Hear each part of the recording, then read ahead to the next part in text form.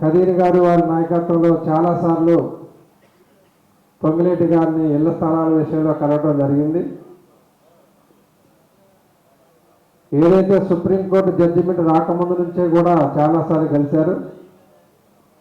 అది ఒక దశకు వచ్చే సరికి అంతలోకి తీర్పు వచ్చి కొంత సందిగ్ధంలో పడ్డమాట వాస్తవం.